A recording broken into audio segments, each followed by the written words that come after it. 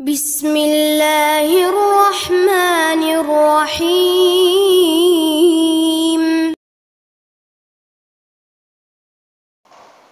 Alhamdulillah.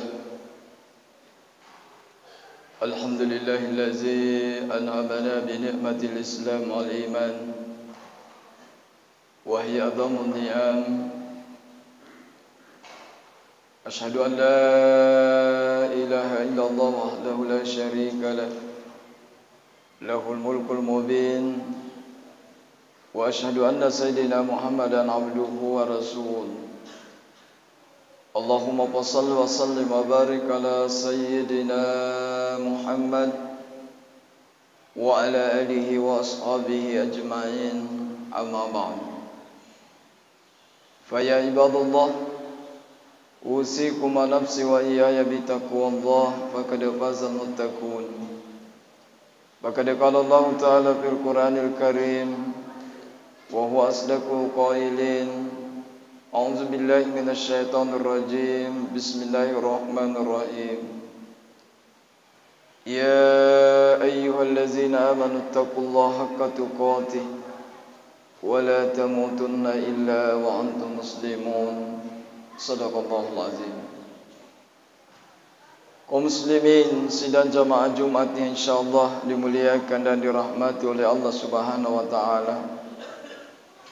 Pertama-tama marilah kita senantiasa memanjatkan puji syukur kehadirat Allah Subhanahu wa taala.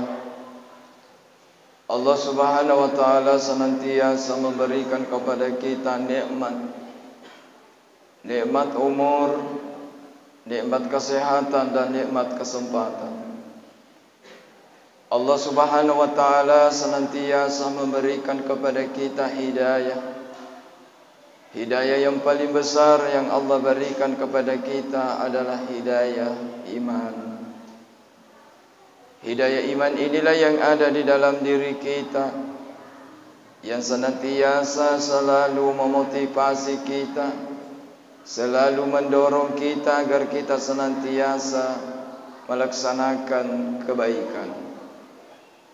Ya rotapetar ilalanna watakaleta yede iyenanya soroki. Inilah yang memotivasi kita, inilah yang mendorong kita agar kita senantiasa melaksanakan ibadah kepada Allah Subhanahu wa taala. Mudah-mudahan ibadah-ibadah yang kita lakukan selama ini insyaallah diterima di sisi Allah Subhanahu wa taala, sehingga insyaallah kita bisa mendapatkan rahmatnya Allah. Dengan rahmatnya Allah kita bisa selamat di dunia, lebih-lebih di akhirat kelak. Amin ya rabbal alamin.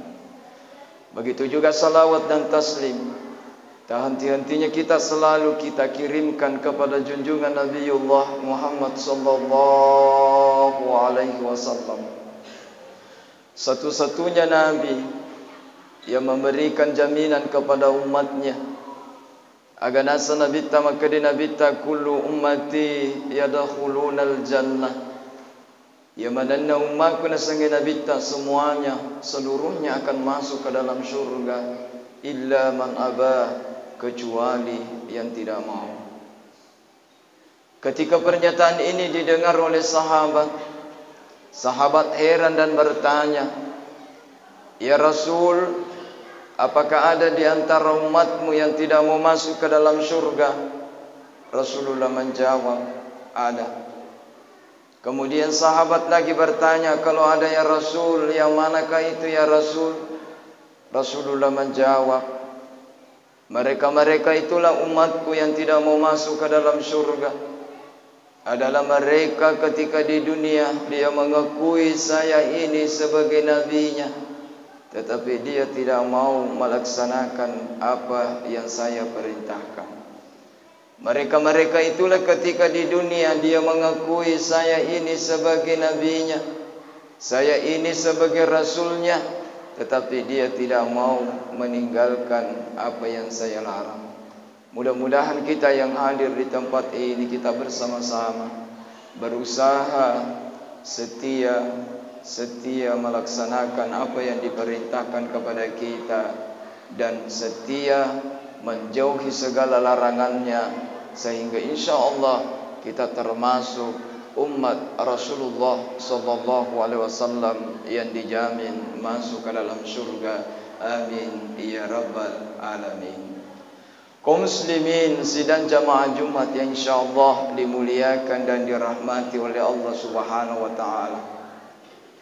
Kalau kita melihat waktu tak terasa, kita sudah memasuki bulan Sya'ban. Tinggal beberapa minggu lagi kita akan memasuki bulan yang mulia, bulan suci Ramadan.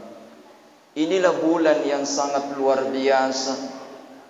Dari sekian bulan yang Allah berikan kepada kita, inilah bulan Ramadan, bulan spesial buat para seluruh umatnya Rasulullah sallallahu alaihi wasallam.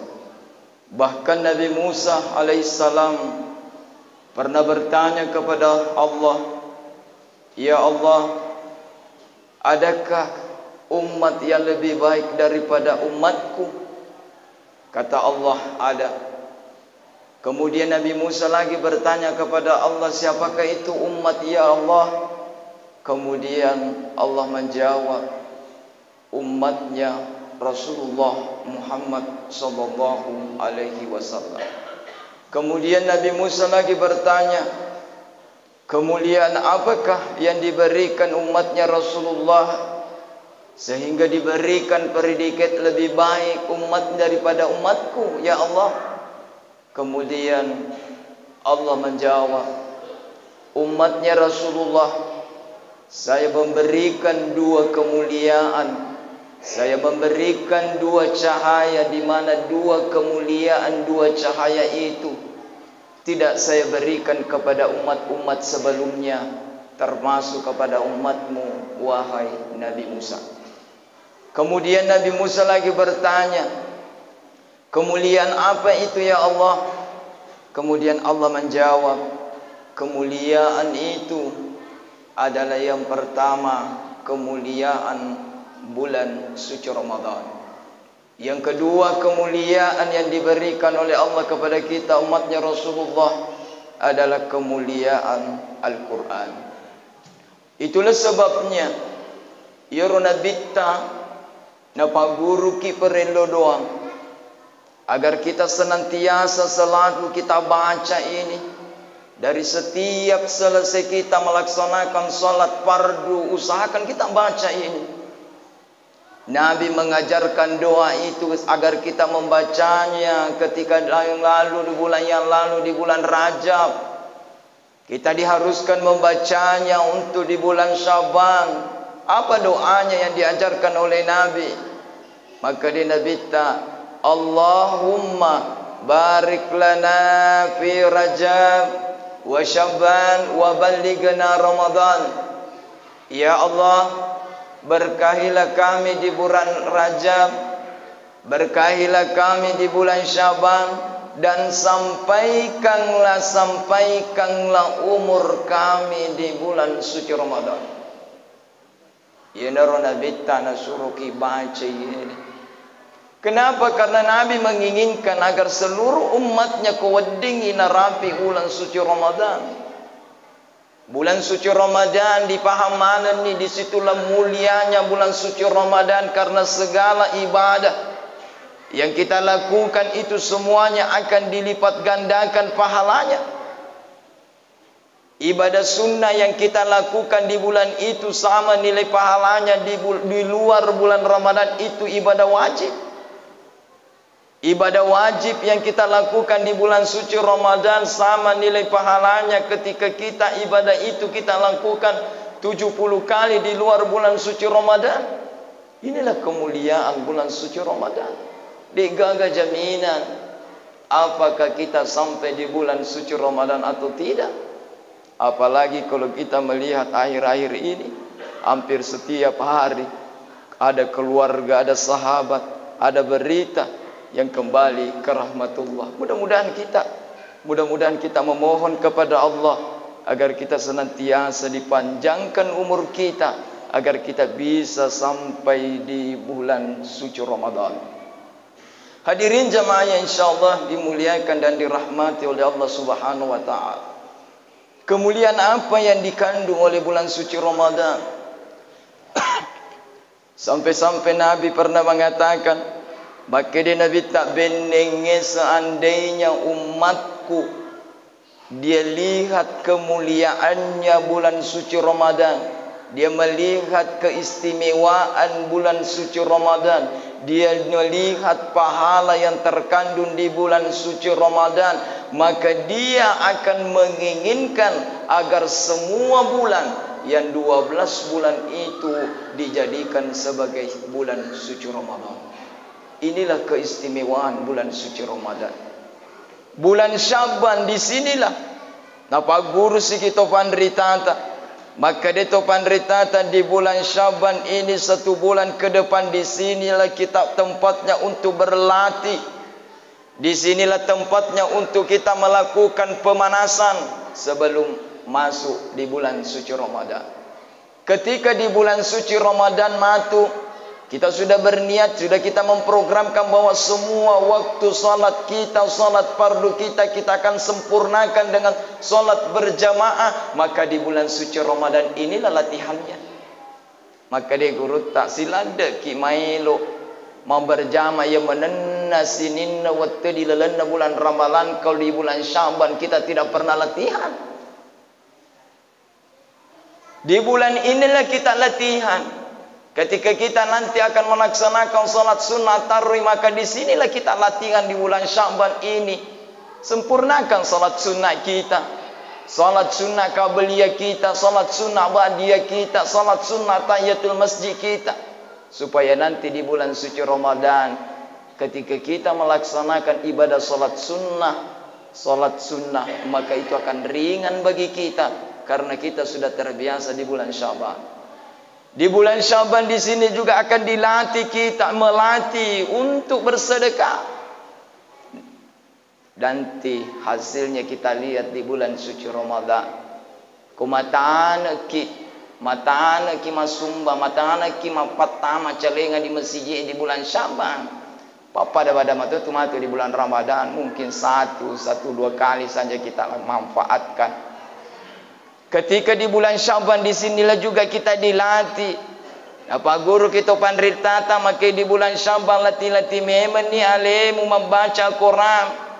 Latihan untuk membaca Al-Quran. Kalau memang tidak bisa 1 hari 1 juz minimal setengah juz. Ketika kita tidak mampu setengah juz minimal 1 lembar setiap hari di bulan Syaban. Supaya nanti ketika masuk di bulan suci Ramadan, ketika kita membaca Al-Quran itu sudah terbiasa. Maka di guru tadena nama pesse matatta mengaji karena sudah terbiasa latihan di bulan Syaban. Ketika di bulan Syaban di sinilah juga latihan kita untuk mendengarkan tausiah, di bulan Syaban di sinilah membekali ilmu kita. Dibekali ilmu apa? Ilmu Ramadan, ilmu puasa, ilmu kemuliaan bulan suci Ramadan. Bagaimana mungkin mau kita memaksimalkan ibadah di bulan suci Ramadan dan kode disengi bagaimana kualitas, bagaimana kuantitas pahalanya? Coba kode dipahami kita latihan belajar ilmu majelis ilmu di bulan Syaban ini, nanti di bulan Ramadan sudah tidak ada lagi keraguan. Nah sebab pura memang di Pak Guru dipahami bagaimana pahalanya ibadah, bagaimana pahalanya sedekah, bagaimana pahalanya membaca Al-Quran, bagaimana pahalanya berzikir, bagaimana pahalanya menolong orang lain di bulan suci Ramadan. Sehingga ketika nanti di bulan suci Ramadan kita tidak merasa berat lagi karena kita sudah belajar di bulan Syaban. Oleh karena itu marilah kita senantiasa memanfaatkan di bulan Syaban ini. Tinggal beberapa hari atau beberapa minggu ke depan kita manfaatkan. Yang pertama kita manfaatkan untuk memperbanyak doa agar kita bisa sampai di bulan suci Ramadan. Yang kedua kita manfaatkan untuk mempelajari banyak ilmu tentang Ramadan. Yang ketiga kita menjaga kondisi kesehatan kita. Menjaga kondisi kesehatan kita supaya ketika kata nanti di bulan suci Ramadan kondisi sehat kita sama seperti di bulan Syaban ini. Inilah barangkali yang kami sempat sampaikan. Mudah-mudahan ada hikmahnya, ada berkahnya kepada kita semua, dan mudah-mudahan Allah Subhanahu wa taala senantiasa memberikan kepada kita kesehatan, memberikan kepada kita kekuatan agar kita bisa insyaallah bisa memaksimalkan ibadah latihan kita di bulan Syaban, dan bisa kita menyempurnakan ibadah target yang akan kita lakukan di bulan suci Ramadan ini. Barakallahu li wa lakum fil Qur'anil azim wa nafani bima fihi minal ayati wa dzikril hakim wa taqabbala minni wa minkum tilawatahu innahu huwal ghafurur rahim.